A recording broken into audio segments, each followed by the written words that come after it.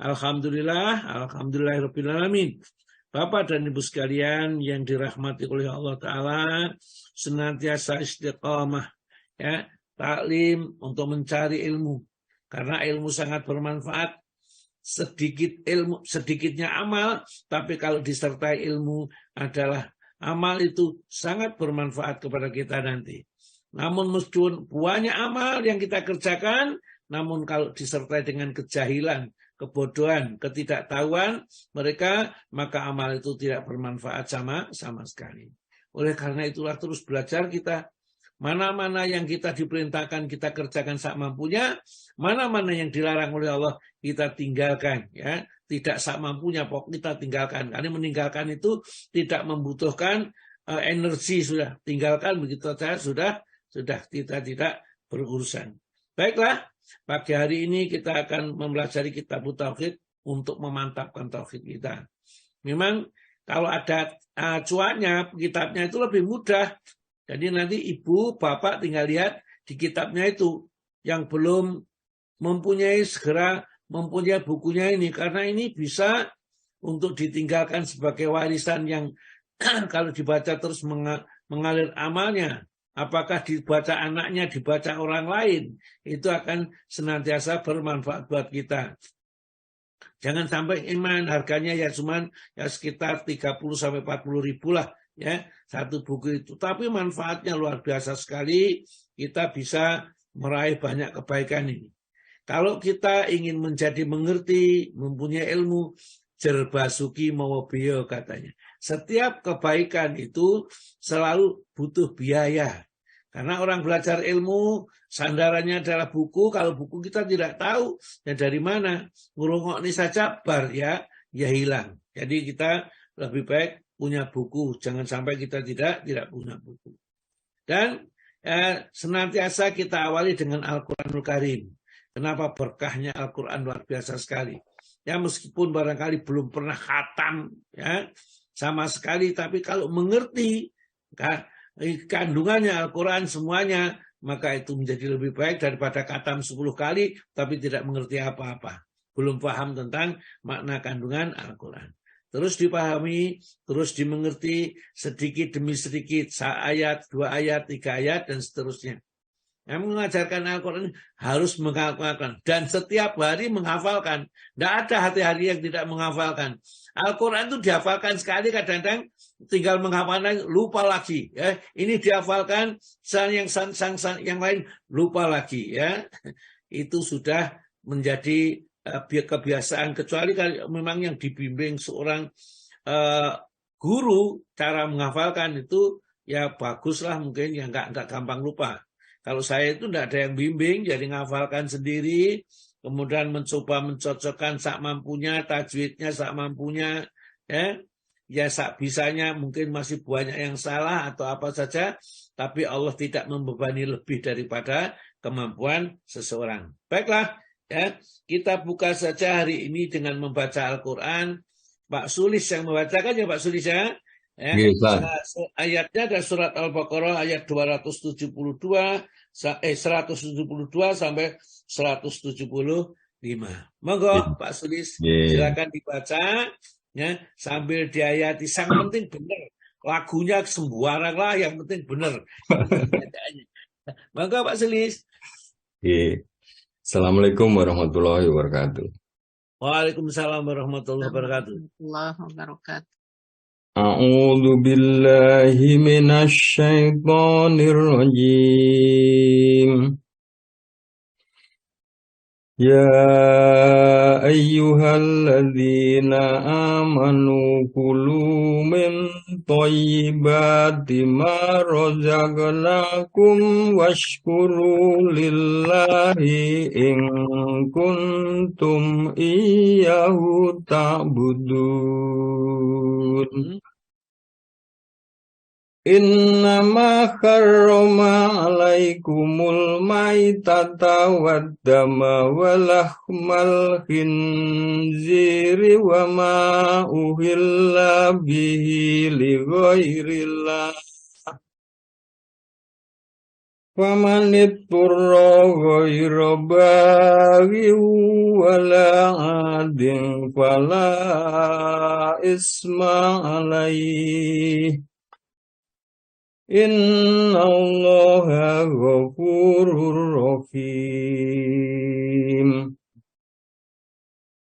Innalladzina yaktumuna ma anzalallahu minal kitabi wa yashtaruna bihi thamanan qalilan ulaika ma ya'kuluna fi butunihim Ulaika ma ya'kuluna fi butunihim illan nar wa la yukallimuhumullahu yaumal qiyamati wa la yuzakkihim wa lahum adzabun alim.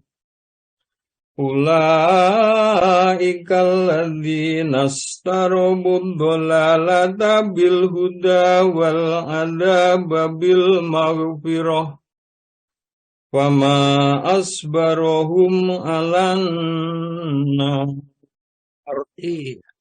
Subhanallah nanti. Wahai orang-orang yang beriman, makanlah dari rezeki yang baik yang kami berikan kepada kamu dan bersyukurlah kepada Allah jika kamu hanya menyembah kepadanya.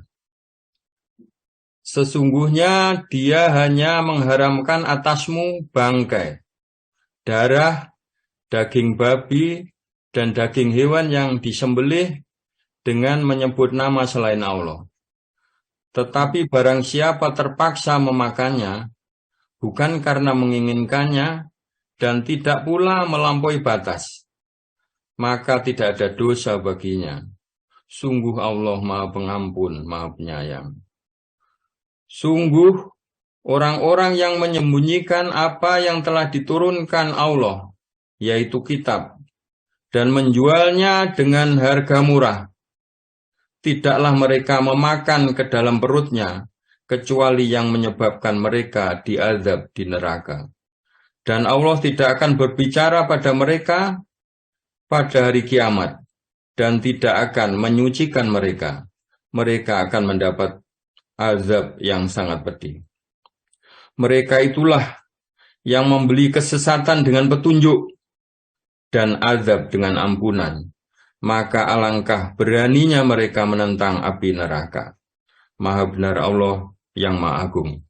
Assalamualaikum warahmatullahi wabarakatuh. Luar biasa sekali, sudah banyak peningkatan Pak Alwi, Pak Sulis. Mudah-mudahan Allah Ta'ala membukakan ini terus-menerus dibaca berulang-ulang, kalau bisa dihafal. Setiap yang saya sampaikan ini dihafalkan ayatnya, karena untuk memahami Al-Quran ini kalau nggak hafal ya sulit lah Pak. Sulit bagaimana kalau nggak hafal ya. Apalagi kalau kaitan ayat dengan ayat yang lain, kita mengerti, paham, dan hafal saja. Ya. Kalau hafal kita memudahkan. Ya sedikit-sedikit aja dihafalkan. Terus ya, bertambah terus.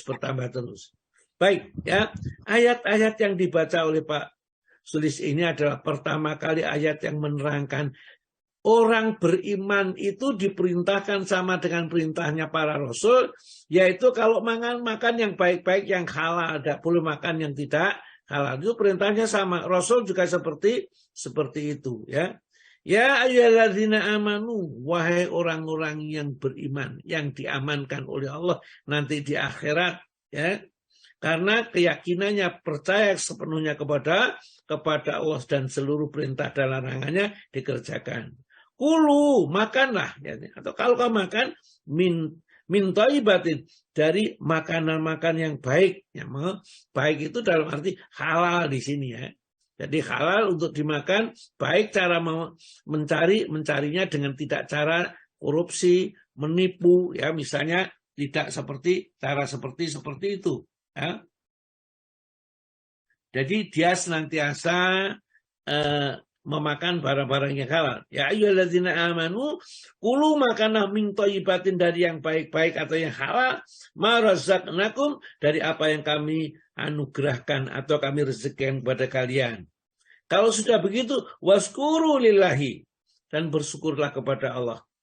Ya, dampak dari makanan yang sudah kita makan, gunakan semua itu kekuatan dan apapun untuk mentaati Allah, tidak untuk mendurhakai Allah. Makan kuat sehat, ya, larinya bisa cepat, tapi untuk sesuatu yang dilarang oleh Allah Ta'ala, ya, supaya sehat, tapi kesehatan itu untuk bermaksud kepada Allah, bukan. Bersyukur kepada Allah, mentaati Allah. In kuntum, jika kalian adalah tak buduna iyahu, hanya kepadanya tak buduna, kalian beribadah atau kalian menyembah. Jadi kalau kita wujud bertauhid kepada Allah, makannya harus makanannya halal, dan gunakan semua ini, ya, untuk mentaati Allah setelah kita makan yang halal. Ya, waskuru lillahi, dan bersyukurnya hanya kepada Allah, in kuntum iyyahu ta'budun. Semua makanan halal. Tidak ada makanan yang haram kecuali yang diterangkan. Jadi kalau tidak diterangkan di dalam Al-Quran ini, karena sudah dibatasi oleh Allah Ta'ala, mereka semua itu boleh. Hanya saja kalau Rasulullah melarang, ya kita mestinya kita jauhi. Ya, paling tidak larangan Rasulullah itu jatuhnya hukumnya adalah makruh, dan makruh itu adalah dilarang oleh Allah. Karena yang diharamkan dibatasi. Innama harrama alaikum. Sesungguhnya yang diharamkan kepada kalian itu hanyalah, ya, al-maitata, pertama bangkai. Jadi kita tidak boleh memakan bangkai. Bangkai itu binatang yang mati dengan tidak disembelih, ya, menyebut nama Allah, atau mati begitu saja, tertabrak mobil atau apa saja, ya, kemudian tiba-tiba makan racun mati, itu namanya bangkai, tidak boleh dimakan. Ya, ini diharamkan oleh Allah. Yang kedua, waddama, dan darah. Ini yang diharamkan, memakannya. Kalau melihatnya nggak haram, menyentuhnya tidak haram. Yang diharamkan memakannya. Ya, jadi innama haram alaikum, sesungguhnya yang diharamkan kepada kalian itu hanyalah, maksudnya yang diharamkan untuk dimakan, tidak dilihat, ya, atau tidak ditulis, saya nulis maitata dama ini. Pertama bangkai, kedua adalah darah, ya. Darah yang mengalir itu haram. Jadi kalau kita beri rujak ada didihnya, itu tidak boleh kita makan, haram. Yang ketiga, walahmal khinjiri, dan daging babi. Dan daging babi itu haram dimakan. Ya, tapi kalau dilihat saja, dipegang, ya tidak haram. Tidak ada dalilnya kita mengharamkan atau melarang sesuatu yang tidak dilarang oleh Allah Ta'ala. Oh jangan, ya, memegang daging babi itu najis, ya, umpamanya yang mengatakan najis. Dari mana dalilnya najis? Apakah Rasulullah pernah menyatakan bahwa daging babi itu najis? Kalau memang ada, ya memang najis. Kalau tidak ada, jangan kita mengatakan sesuatu. Cukupkan apa yang diterangkan oleh Allah, dan cukupkan apa yang dijelaskan oleh Nabi. Jadi daging babi itu yang haram dimakan. Ya, kalau ditempelkan, ya, pada tangan kita, kaki kita, ya, tidak ada kalimat haram yang disematkan di sini, atau najis misalnya, ya, tidak ada. Maka oleh karena itu Imam Malik mengatakan bahwa daging babi itu tidak najis, ya, daging itu suci, ya, karena tidak ada dalil yang mengatakan najis. Yang ada adalah haram. Ya, haram itu bukan berarti najis. Tidak semua yang haram itu najis, ya. Cincin emas bagi laki-laki haram, tetapi itu tidak najis. Sutra itu bagi laki-laki haram, tidak boleh memakai, tapi tidak najis, ya. Narkoba, ya, khomer itu, ya, itu diharamkan oleh Allah, tapi tidak ada keterangan bahwa itu adalah najis. Jadi kita memahami Al-Quran jangan dipahami sendiri. Kita memahami dan bagaimana pendapat ulama. Kalau ulama berpendapat, apa dasarnya ulama itu berpendapat? Kalau itu pendapatnya sendiri, bisa jadi salah, bisa jadi benar. Kalau pendapat itu mengambil dasar dari hadis yang sahih atau Al-Quran, pasti benar dia. Ya, dia benar dan kita ikuti. Kemudian, ya, yang ketiga, yang keempat adalah wama'uhilah dan apa yang dan apa yang disembelih li ghairillah, karena selain Allah. Jadi kalau disembelih, maka bab kita menyembelih karena selain Allah, maka tidak boleh dimakan. Ya. Jadi itu misalnya ada makanan menyembelih ayam atau sapi atau kambing, disembelihnya untuk Natalan, ya tidak boleh ya kita makan. Karena apa? Disembelih bukan karena Allah, tidak untuk dalam rangka mentaati Allah Ta'ala. Ya. Atau untuk yang lain lah. Pokoknya segala sesuatu yang tidak diizinkan oleh Allah, maka kita tidak diberi ghairillah untuk selain Allah. Namun kata Allah Ta'ala, famanitura, maka barang siapa yang makan, ya, terpaksa makan barang yang diharamkan, bangkai, darah, daging babi, ya, atau binatang yang disembelih dengan tidak menyebut nama Allah, terpaksa, ya, ghairu bagin, ya, dengan tidak menginginkan, wala adin, dan tidak juga melampaui batas. Artinya kalau makan secukupnya saja pada saat kita memang membutuhkan supaya kita tetap hidup, karena makanan yang lainnya tidak ada, yang ada itu boleh. Dan tidak menginginkan. Jadi umpamanya kalau kita mau camping atau pergi ke tempat di sana, itu mungkin di sana tidak ada makanan, tidak ada apa-apa, kita membawa dari rumah daging babi dimasak. Nanti kalau sudah sana itu terpaksa tidak ada makanan, kita makan, itu namanya masih menginginkan. Mereka ya masih menginginkan. Jadi bagin namanya, masih menginginkan daging itu karena sudah dipersiapkan di rumah. Yang diperbolehkan itu ya tidak ada sama sekali, tiba-tiba adanya cuma dan itu ya. Ghairu bahin wala adin, dan tidak melampaui batas, fala isma alaihi, maka orang seperti itu kata Allah tidak berdosa. Itulah Allah yang Maha Pengasih dan Penyayang, memberikan rambu-rambu. Innallaha, sesungguhnya Allah, Ghafurur Rahim, Maha Pengampun dan Maha Penyayang. Perhatikan, sudah dilarang kayak gitu beratnya, tapi kalau kita terpaksa adanya cuman itu. Ya, misalnya orang yang tidak punya apa-apa, tiba-tiba ada orang membuang bangkai ayam, kan? Karena tidak ada yang dimakan, mereka tidak bisa mencari apa-apa. Yang bisa itu kemudian diambil, kemudian dimasak, ya, dengan dibakar atau apa, maka bagi dia ya, pada saat itu adalah boleh atau halal. Tapi bagi yang lain, orang Islam yang tidak terpaksa adalah tidak diperbolehkan. Nah, ini orang-orang Yahudi ini suka menyembunyikan kebenaran. Bahwa di dalam kitab Tauratnya itu sudah disebutkan bahwa nanti di akhir zaman ada seorang Rasul yang datang kepada mereka dan mereka harus mengikutinya. Maka mereka tidak mau. Ya, bahkan ayat yang ada itu disembunyikan. Allah Ta'ala membongkar dalam Al-Quran ini, innalladzina yaktumuna, ya, innalladzina, sesungguhnya orang-orang yang maksud orang-orang Yahudi ini, yaktumuna, mereka menyembunyikan, ma anzalallah, apa yang diturunkan oleh Allah, minal kitabi, dari kitabnya, kitab Taurat, bahwa di dalam kitab itu ada disebutkan Nabi Muhammad itu nanti akan turun ya sebagai Rasul Nabi terakhir yang akan membimbing manusia ini ya sebelum datangnya hari kiamat. Tapi itu disembunyikan. Dia masih menunggu datangnya Nabi selain Nabi Muhammad. Kenapa kok dia tidak mau Nabi Muhammad yang diutus itu tidak menerima? Karena dia tidak dari Bani Israel, ya, tidak dari keturunan Nabi Ishak. Karena keturunan Nabi Ismail itu dianggap keturunan budak.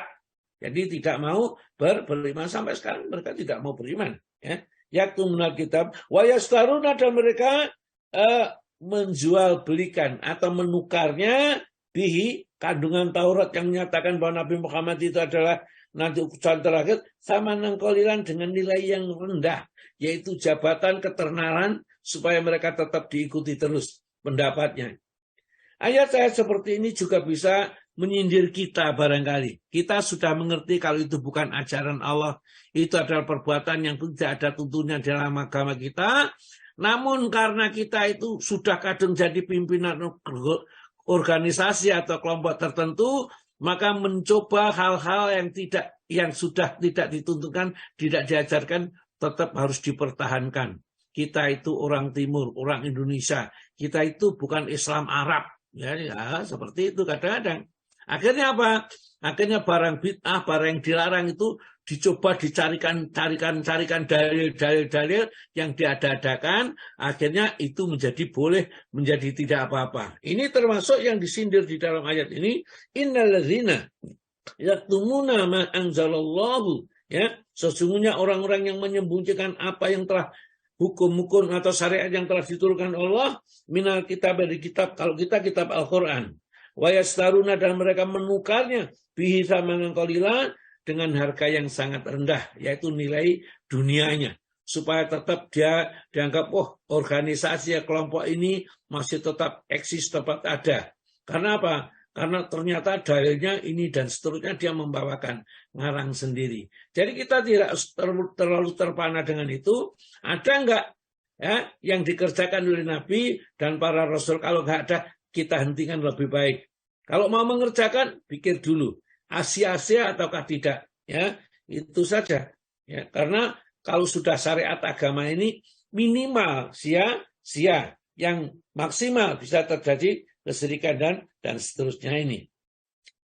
Kemudian Allah Ta'ala menjelaskan ini, ulaika, mereka itulah ma yakuluna fi butunihim, tidaklah mereka makan.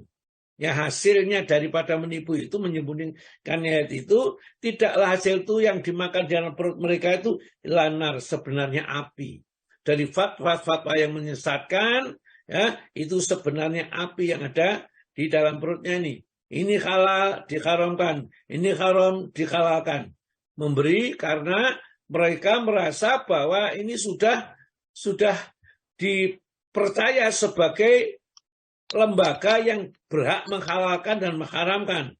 Tapi lupa bahwa sandaran yang mestinya harus Al-Quran. Kemudian besok di akhirat, wala yukalimuhumullahu yaumal qiyamah, besok di hari kiamat tidak diajak berbicara oleh Allah, sebagai tanda bahwa Allah itu murka kepadanya. Jadi kita, apalagi seorang ulama, ini harus menerangkan, ini yang boleh, ini yang tidak boleh, ini yang haram, ini yang halal. Ada dasarnya, ada dalilnya. Bukan menurut pendapat saya, menurut pendapat ini, tidak. Ya, dasarnya ada enggak dalam Al-Quran dan Sunnah. Kalau ada Al-Qurannya, bagaimana pendapat ulama? Boleh. Ya, karena apa? Karena memahami satu dalil itu kita kadang-kadang tidak gampang. Kita mengikuti orang yang sudah paham tentang ya Al-Quran, tentang hadis, tentang bahasa Arab, supaya kita benar memahaminya. Wala yukalimuhumullahu yaumal qiyamah, dan besok dari kiamat tidak diajak bicara oleh Allah. Wala yuzakihim, dan tidak dibersihkan, tidak disucikan mereka. Artinya tanda-tanda mereka itu akan mendapat murka dari Allah Subhanahu wa taala, walahum, dan mereka ada pun siksa alimun yang pedih. Akhirnya kalau mereka menjual ayat-ayat Allah, ya, hal-hal yang halal kemudian dikatakan haram dikatakan halal, siap-siap ya. Hasil yang difatwakan itu kalau dimakan di dalam perutnya berupa api, besok di hari kiamat tidak diajak berbicara oleh Allah, dan besok di hari kiamat tidak disucikan dari segala macam kesalahan. Jadi dosa-dosanya tetap akan ditanggung dan tidak dibersihkan oleh Allah Ta'ala. Ulaika, mereka itulah, kata Allah Ta'ala, dijelaskan pada ayat 75 ini, 175, ulaika, mereka itulah alladzina istarau dhalalata bil huda, orang yang telah memilih atau menukarkan atau membeli kesesatan dengan petunjuk. Jadi sudah mendapat petunjuk ditukar dengan kesesatan. Wal azaba bil maghfirah, dengan dia sudah mendapat ampunan sepenuhnya dari Allah. Kalau mau menjelaskan yang benar, tapi karena disembunyikan, maka ditukarkan seolah-olah ampunan Allah tadi disesuaikan dengan siksa yang sangat pedih.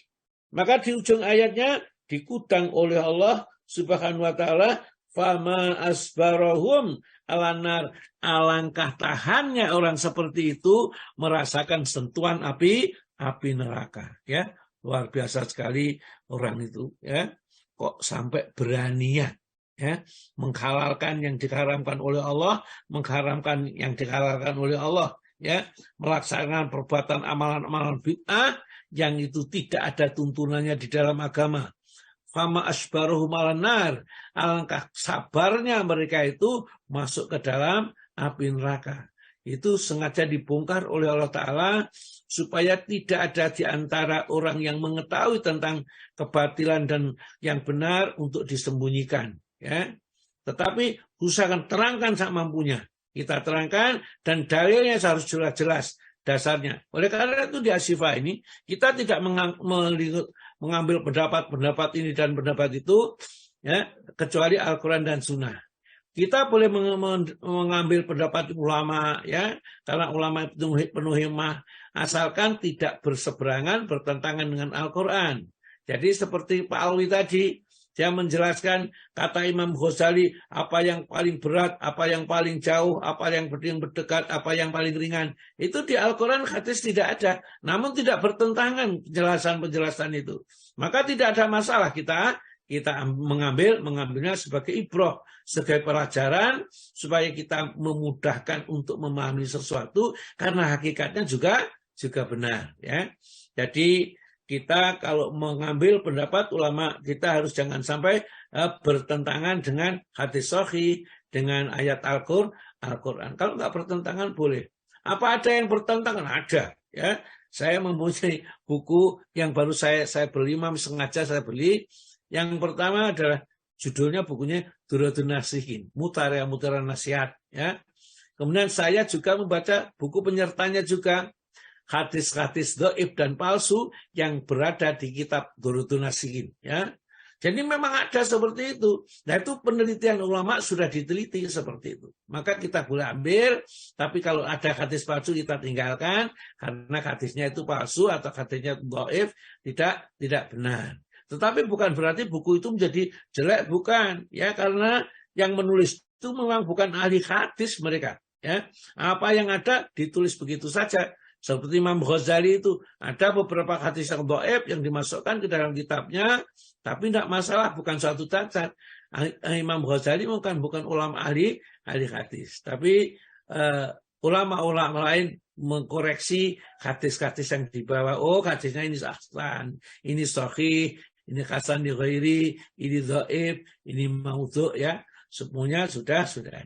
Ya, baiklah, itu cara kita memahami agama. Kalau kita berbeda, fa in tanaza'tum fi shay'in faruddu ilallahi wa rasuli.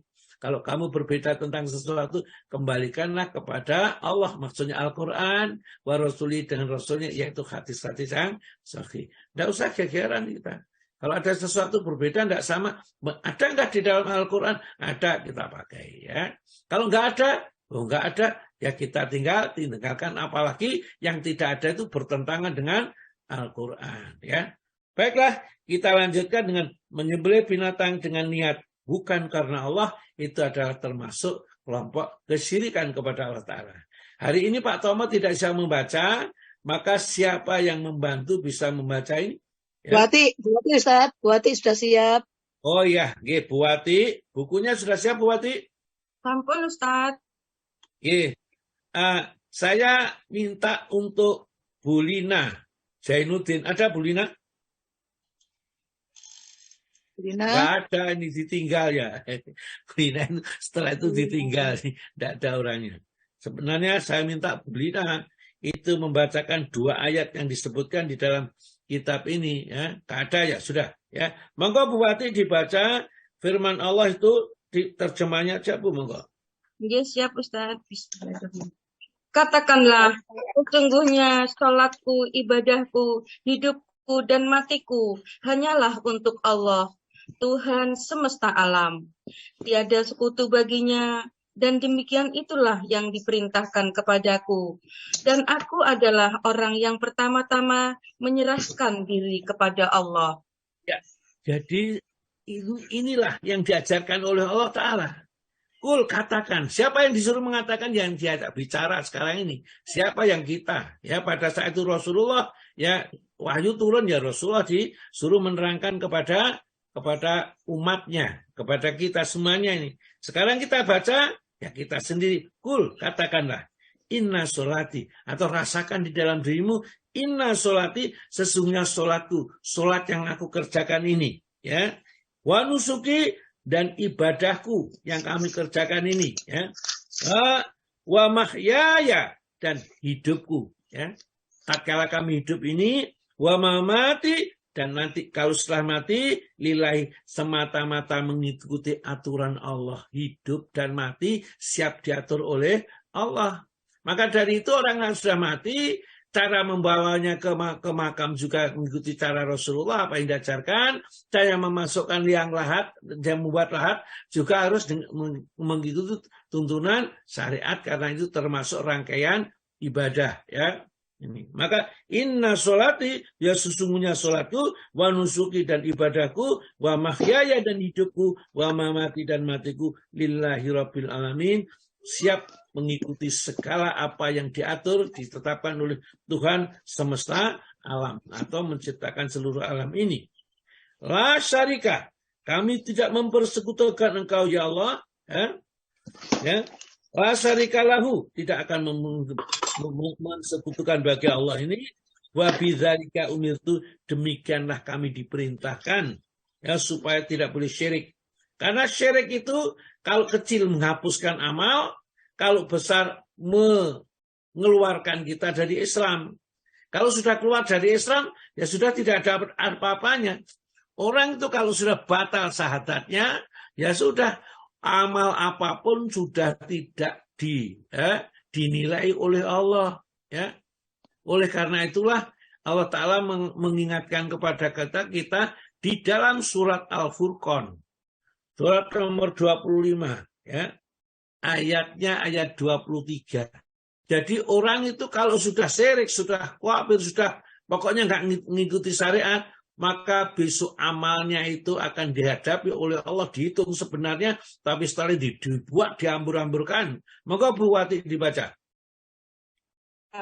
Surat ke-25 ayat 23.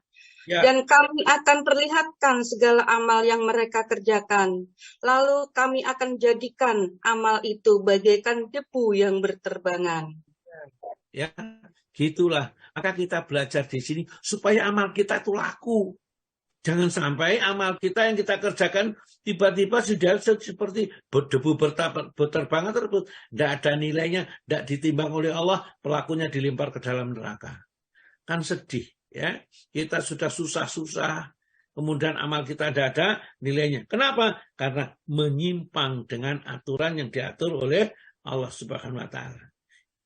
Jadi di dalam ayat 162 dan 163 ini Allah mengingatkan kepada kita seluruh ibadah itu persembahkan hanya kepada Allah. Jangan sampai ada selain Allah yang kita persembahkan ibadah itu kepadanya. Ya, kita juga taat kepada Allah, tapi ini kan juga kita punya keris, ini harus diginikan, kalau nggak gini kerisnya nanti akan bisa membahayakan kita. Itu belum cinta kepada Allah, belum sungguh-sungguh kepada Allah, dia masih membuat tandingan-tandingan selain Allah. Dan orang seperti itu apa? Fakhabitat a'maluhum, amal mereka adalah hapus, ya, tidak ada nilainya. Kemudian yang berikutnya Bu, monggo. Siap. Maka dirikanlah sholat karena Tuhanmu dan berkorbanlah. Ya. Ali radhiyallahu anhu. Ya, jadi sholat karena Allah, berkorban juga karena Allah. Jadi besok kalau kita berkorban ini karena Allah. Oleh karena itu, karena Allah harus mengikuti apa yang diperintahkan oleh Allah. Caranya ikuti tuntunan Rasulullah. Jangan ngarang sendiri. Ya. Apa yang sudah diatur oleh Rasulullah itu kita kerjakan. Apa yang tidak diatur oleh Allah dengan pasti, maka kita boleh ya mengembangkan sendiri. Ya. Misalnya mencari sapi yang besar, ya itu ya, karena tidak diharuskan sapi satu harus orang 7 misalnya. Sapi satu boleh lebih dari orang 7 kalau memang sapinya besar. Ya. Yang penting bahwa kurban itu senilai paling tidak satu orang seekor kambing. Itu kalau mau mengikuti aturan yang pas. Tetapi seandainya kurang, karena Rasulullah sendiri pernah berkorban satu kambing untuk sekian banyak orang, maka ulama-ulama ahli hadis memahami tentang hadis tentang kurban itu berbeda antara satu sama lain. Tatkala berbeda, kita lihat bertentangan apa enggak yang kita lakukan ini. Kalau bertentangan tidak boleh kita lakukan. Kalau masih sejalan, monggo silakan dilakukan. Fasoli, maka sholatnya lirabbika, untuk Rabbmu, semata-mata karena Allah. Wanhar, dan berkorbannya juga semata-mata karena Allah, bukan karena selain Allah atau untuk berhala dipersembahkan ini dan itu. Terus Bu Ali berkata, Ali radhiyallahu an berkata, Rasulullah Shallallahu alaihi wasallam telah menuturkan kepadaku 4 kalimat. Allah melaknat orang yang menyembelih binatang dengan berniat bukan karena Allah. Allah melaknat orang yang melaknat kedua orang tuanya. Allah melaknat orang yang melindungi pelaku kejahatan. Dan Allah melaknat orang yang merubah tanda batas tanah. Hadis riwayat Muslim.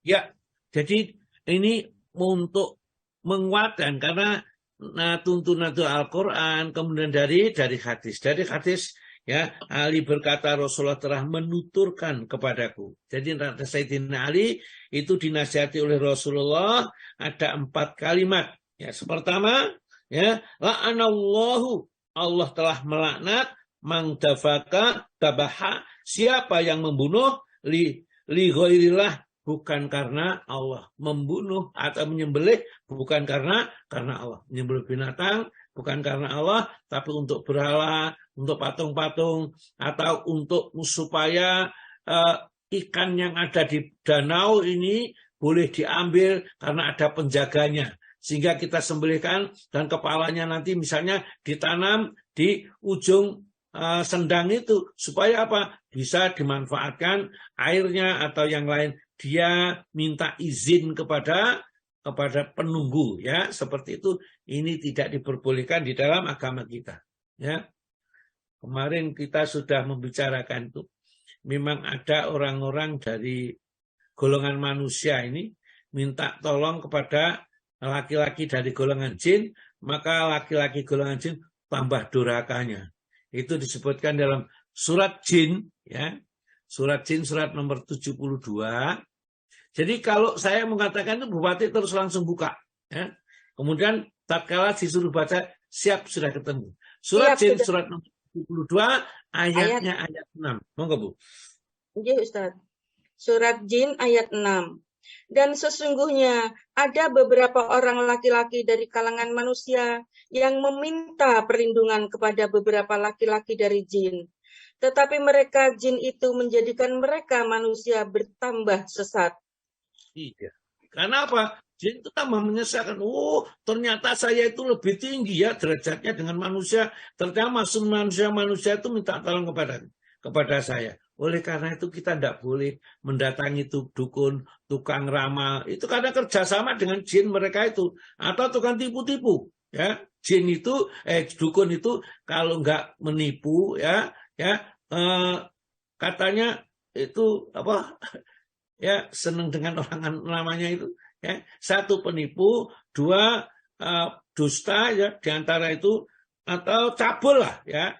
Jadi dukun itu ada, kalau enggak itu cabul atau berdusta. Ya. Karena apa? Karena mereka itu tidak mengatakan sesuatu berdasarkan ilmunya. Jadi la'anallahu man tabaka li ghairillah. Allah telah melaknat orang yang menyembelih bukan karena Allah, ya. Jadi kadang-kadang kita datang di dukun itu mencari barang kita yang hilang atau apa saja, atau ingin supaya anak kita dapat jodoh, kemudian carilah ayam cempani, kemudian sembelihlah, kemudian kepalanya ditanam di ini. Begitu ada gitu kita laksanakan, binatang itu tidak boleh kita makan. Ya, meskipun menyembelihnya dengan Bismillahirrahmanirrahim, karena itu tidak dipersembahkan untuk Allah. Yang kedua, ya, Jadi pertama, la'anallahu man tabaka li ghairillah. Yang kedua, la'anallahu, Allah telah melaknat. Man la'ana walidayhi, ya, yang telah melaknat kedua orang tuanya. Jadi kadang-kadang sekarang kepingin jadi anak terkenal, orang berarti sama orang tuanya berani melaknat, bahkan mencaci maki, ya. Kalau yang ditayangkan di TV, di YouTube itu ada seorang laki-laki, anak laki-laki yang remaja itu, oleh orang tuanya, ibunya sholat, ditendang begitu. Maka begitu ditunjukkan siksanya, kakinya membusuk yang keluar bulu-bulu ini. Ya, memang kadang-kadang Allah Ta'ala menunjukkan langsung, kadang-kadang tidak. Kalau langsung enak saja. Dia sadar dan bertobat. Kalau nggak langsung siksanya di akhirat, ya dia dimasuk neraka. Jadi melaknat kedua orang tua tidak diperbolehkan meskipun orang tua itu apapun. Karena harta kita adalah harta orang tua. Ya, jadi kalau orang tua datang ke rumah kita makan, minum atau mengambil apa, tidak boleh dilarang orang tua kita. Tetapi sebaliknya harta orang tua kita bukan harta kita. Kita tidak boleh mengambilnya kecuali dengan izin orang tuanya. Inilah yang kadang-kadang tidak tahu, ya, karena seluruhnya milik kita adalah sebenarnya milik orang tua. Namun bagaimanapun juga orang tua juga tidak gampang-gampang mengambil. Kalau bisa malah anaknya dicukupi. Ya apa carane bisa ninggali rumah, ninggali pekerjaan, ya, semua itu orang tuanya. Sebenarnya setelah orang tuanya sudah tua ini, yang tanggung jawab adalah anaknya untuk mengurus orang tuanya ini. Yang kedua, melaknat kedua orang tuanya. Yang ketiga, la'anallahi man awa. Barang dan Allah telah melaknat siapa yang menolong, ya, muhdisan, orang yang senantiasa berbuat jahat, ya.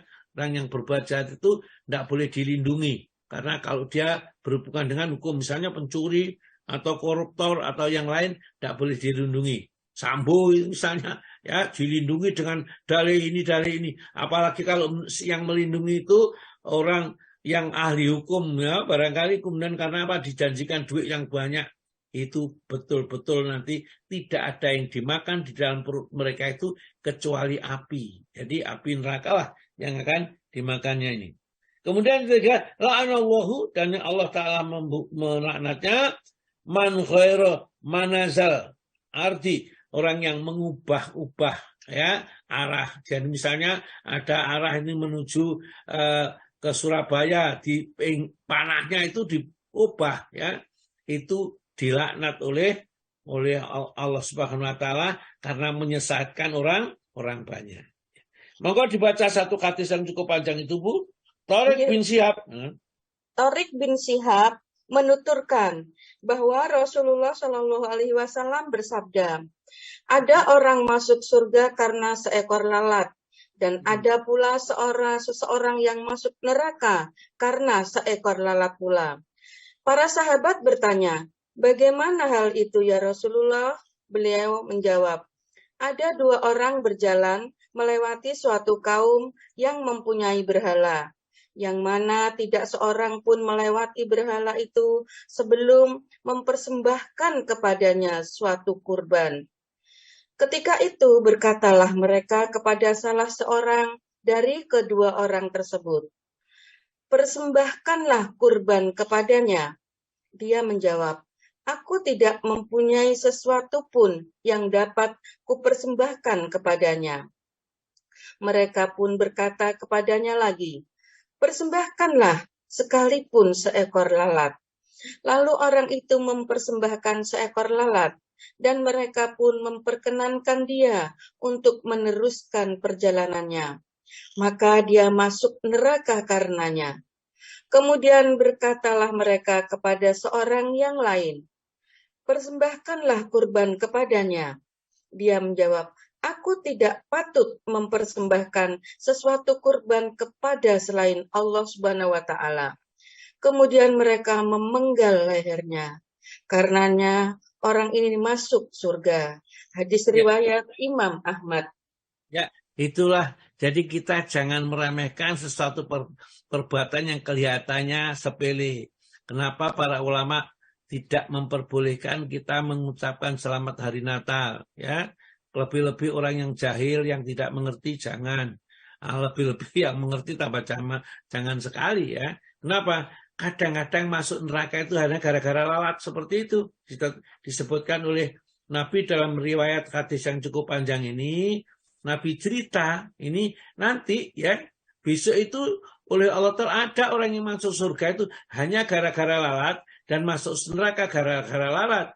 Kaget para sahabat itu, cuma lalat itu bagaimana sih makhluk binatang yang remeh sekali, rendah sekali, mereka kok bisa menjadikan orang masuk surga atau masuk neraka. Ternyata yang dimaksud oleh Nabi, karena orang-orang ini sudah mau mempersembahkan sesuatu yang bukan karena Allah, meskipun seekor lalat. Jadi ada di situ orang muslim, ada patung berhala gitu, yang setiap orang lewat situ boleh lewat, kalau berkorban atau bawa seekor ayam dikorbankan, atau kambing atau apa, baru boleh lewat. Namun ada dua orang, ya, sama-sama muslim tentunya di sini, ya, yang disuruh berkorban. Yang pertama disuruh saya tidak punya. Kalau aku alasannya tidak punya karena peraturan, ya sudah korban apa saja. Ya, apa?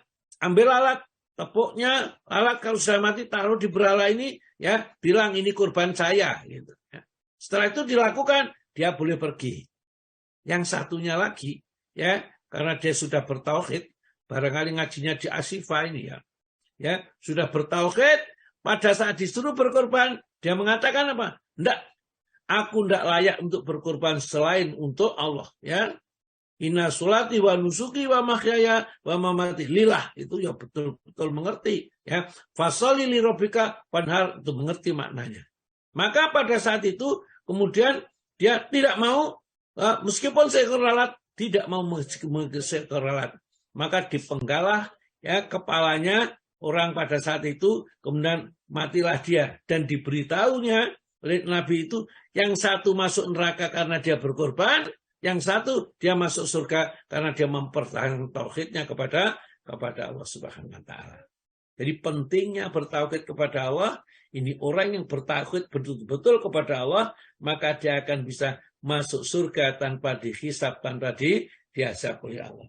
Nah, sekarang marilah kita masuki kandungan bab ini, ya, kandungan bab ini. Monggo Bu. Oke, Ustaz. Kandungan bab ini. Tafsir ayat dalam surat Al-An'am. 2. Tafsiran ayat dalam surat Al-Kautsar. 3. Dalam hadis tersebut di atas, pertama kali yang dilaknat adalah orang yang menyembelih binatang dengan niat bukan karena lillah. 4. Ibu sebentar, ya. Itu di poin 1 tafsir ayat dalam surat Al-An'am, itu ada footnote yang 36 di atasnya, itu kecil itu. Monggo Bu dibaca itu. Ayat ini menunjukkan bahwa penyembelihan binatang untuk selain Allah adalah syirik, sebagaimana sholat untuk selain Allah. Ya, yang kedua.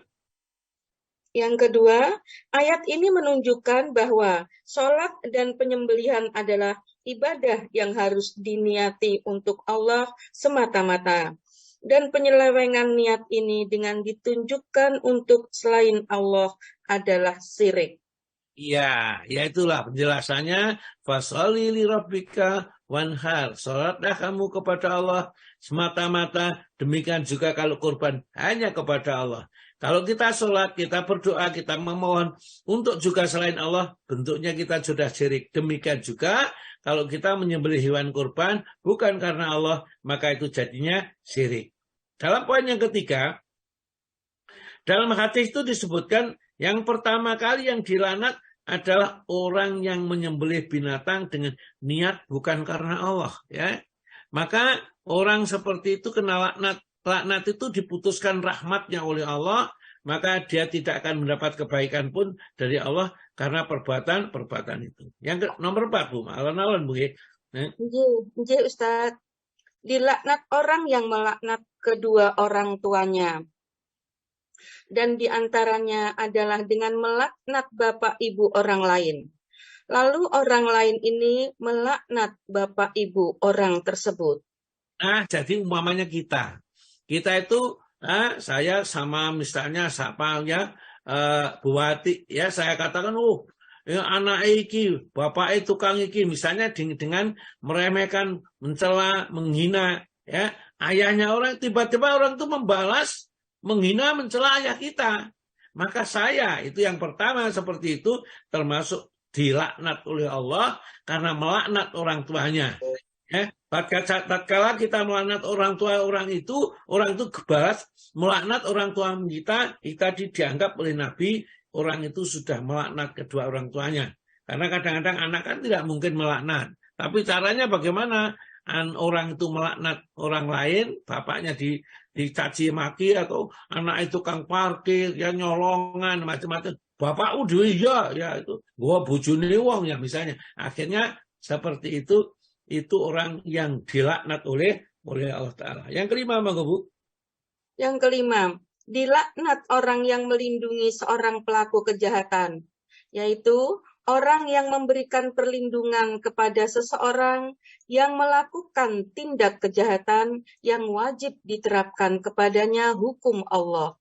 Ya, jadi misalnya kalau sudah jadi KPK misalnya ya, jangan sampai kita kemudian diolah gini, diolah gitu, orang yang salah itu dia sampai dianggap benar, ya, sehingga akhirnya mestinya dia dapat hukum yang sesuai dengan kesalahannya, mereka jadi bebas dan lain sebagainya. Itu termasuk dilaknat. Itu harus hati-hati para hakim, ya, mungkin penuntut juga jaksa.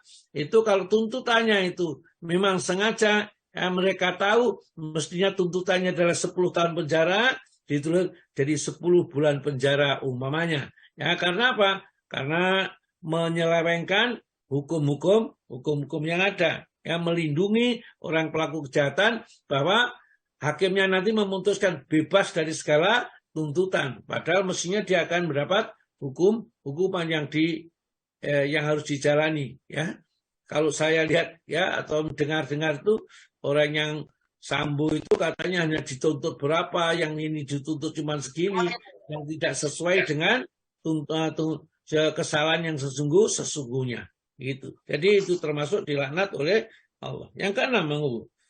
Yang keenam, dilaknat pula orang yang mengubah tanda batas tanah, yaitu mengubah tanda yang membedakan antara hak milik seseorang dengan hak milik tetangganya, dengan digeser, maju, atau mundur. Nah, ini juga hati-hati kalau kita bertetangga dengan orang akan membangun pagar atau apa saja antara batas kedua orang itu.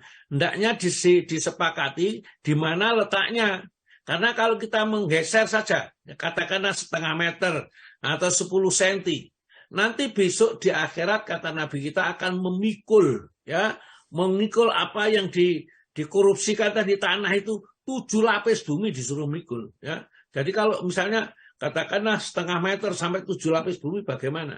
Ini ada seorang datang kepada Nabi, 2 orang sahabat ini, kemudian mengadukan tentang hak miliknya. Ini mestinya punya saya Rasulullah. Dengan data ini macam-macam, dia pintar ngomong. Yang satunya, bukan itu milik saya sebenarnya Rasulullah. Hanya karena orang tua saya tidak pesan, akhirnya lupa, ini jadi diakui oleh saudara saya ini. Rasulullah, nanti saya putuskan, yang pintar ngomong saya menangkan barangkali. Namun ingat, keputusan saya itu bukan menjamin bahwa kalian itu akan mendapatkan keuntungan. Karena siapa yang berbuat zalim kepada saudaranya, maka dia akan menuai apa yang akan dibalaskan oleh Allah besok di akhirat. Nanti kalau seandainya benar, maka orang yang salah itu, ya, yang tadi mengambil haknya orang lain, maka akan memikul 7 lapis bumi sampai ke bawah. Maka dua-duanya orang tua, enggak langsung ya Allah, biar dia saja. Enggak, biar dia saja ya Rasulullah. Begitu. Karena resikonya berat. Ya, hati-hati kepada orang-orang yang ini, ya, yang mengambil haknya orang lain. Ya. Jangan sampai kita mengambil haknya orang lain dengan mengubah tanda. Ya, ini mestinya patoknya di sini, dia ubah lagi patoknya, dipindah sendiri. Ya. Kemudian diakui bahwa ini sudah ada sejak dulu, padahal dia sendiri yang mindah. Ini bahaya kena laknat ini. Yang ketujuh, Maka Bu. Yang ketujuh, Ada perbedaan melaknat orang tertentu dan melaknat orang yang berbuat maksiat secara umum. Ya, jadi kalau memang orang berbuat maksiat, kayak ini nyolongan, misalnya itu pencuri sepeda motor dan terkena di mana-mana itu, ya mudah-mudahan orang itu segera tertangkap ini. Maka kemarin ada orang kehilangan lagi karena dia berada di sini lagi, ya. Dan itu sudah terkenal seperti itu karena kejahatan itu umum, maka itu diperbolehkan. Tapi kalau melaknat orang yang biasa, hendak orang itu tidak berbuat jahat, kemudian hanya mungkin ada kesalahan sedikit, dilaknat, maka itu tidak diperbolehkan. Sedelapan, Bu. Kedelapan, kisah seekor lalat tersebut merupakan kisah yang sangat penting sekali. Pelajarannya terus, yang 9, bahwa orang yang masuk neraka itu disebabkan karena ia mempersembahkan korban lalat yang dia sendiri tidak sengaja berbuat demikian. Akan tetapi, dia melakukan hal tersebut untuk melepaskan diri dari perlakuan buruk pada pemuja berhala itu. Jadi seperti itu. Tapi tentunya hasil akhirnya nanti Allah Ta'ala Maha tahu. Apakah itu memang keluar dari hatinya atau sekedar untuk menyelamatkan dirinya. Kalau untuk menyelamatkan dirinya, maka Allah Ta'ala tidak akan menghukum orang-orang itu. Jadi terserah kepada Allah Ta'ala bagaimana Allah yang tahu hatinya orang yang berkorban dengan seekor lalat. Tapi secara dohir, orang kalau mengorbankan sesuatu bukan untuk Allah, maka jatuhnya kepada syirik, dan syirik itu harus masuk neraka lebih dahulu. 10, Bu.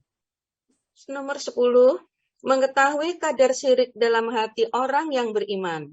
Bagaimana ketabahan hatinya dalam menghadapi eksekusi hukuman mati dan penolakannya untuk memenuhi permintaan mereka. Padahal mereka tidak meminta kecuali amalan lahiriah saja. Iya, jadi umpamanya kalau kamu kamu nggak mau ya dipaksa gitu. Nah, karena orang Islam itu misalnya selama Anda menutup aurat, buka ya. Nah, jilbabmu kalau aku nggak mau membuka jilbabnya, maka tidak boleh ikut pertandingan itu misalnya. Kalau seperti itu, ini peraturannya seperti itu. Ya dia lebih baik sudah nggak usah ikut pertandingan saja daripada saya harus membuka jilbab misalnya. Atau suatu saat kita disuruh makan barang yang diharamkan oleh Allah Subhanahu Wa Taala, maka kita tidak memakannya, dipaksa tidak mau memakannya sampai dibunuh. Itu maka orang yang bisa mempertahankan itu adalah surga gantinya.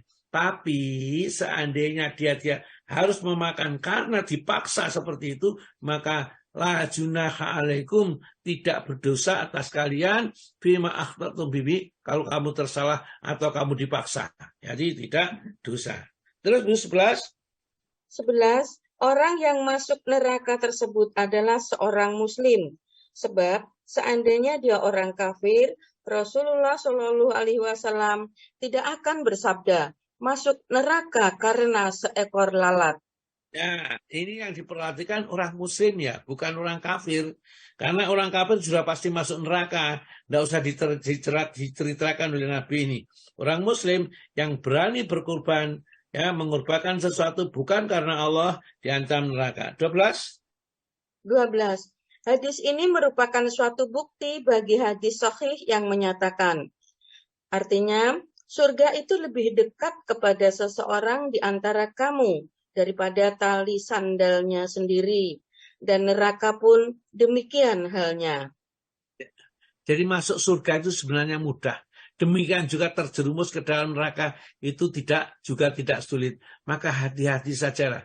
Usahakan sedekat mungkin apa yang kita kerjakan itu sesuai dengan apa yang dituntunkan oleh Allah kepada kita. Yang terakhir, Bu.